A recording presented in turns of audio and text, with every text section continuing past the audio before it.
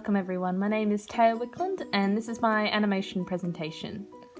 So first up we have timing and spacing as part of the animation fundamentals. So with timing and spacing, it determines how naturally objects move throughout animation.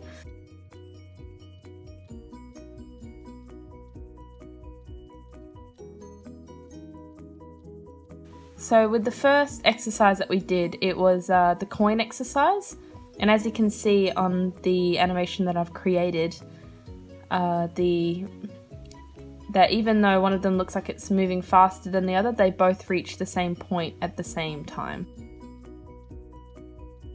With the other exercise that we completed in class, we were still using the timing and spacing idea to inform how the ball bounced across the screen, but this time it was sort of obeying the laws of physics.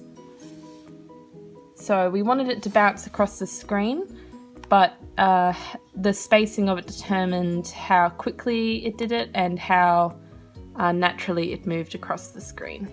In our third exercise, we were talking about adding weight to animation, and by adding weight to animation we use the concept of squash and stretch.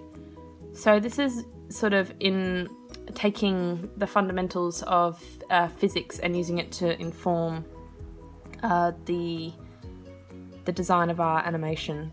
So here we have a graphic of a ball bouncing across the screen, and as you can see, when it's nearing its point, reaching from the ground or just about taking off, the shape changes slightly, and when it hits the ground, it moves with the impact.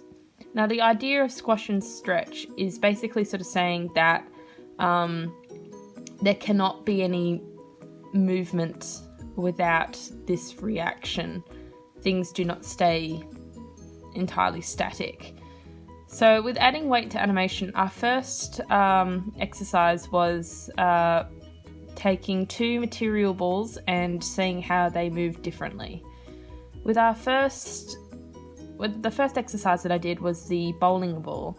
This is a video that I used to inform how it moved across the screen, taken by, I don't know how to say his name, but Paul. Took this from YouTube because I do not own a bowling ball. And as you can see, the ball doesn't bounce very much. There isn't much squash and stretch going on, because the ball is very solid and it would take an immense force for it to be affected.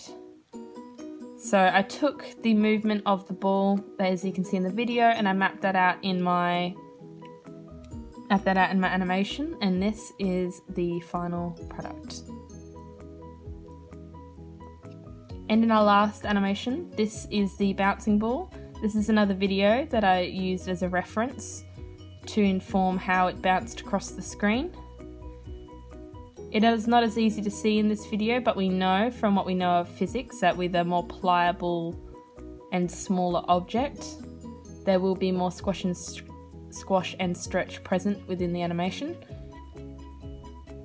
So as you can see in our video, the ball becomes flatter when it hits the ground, and it's more stretched when it's just taking off or just about to hit the ground. And this makes the ball move more naturally across the screen.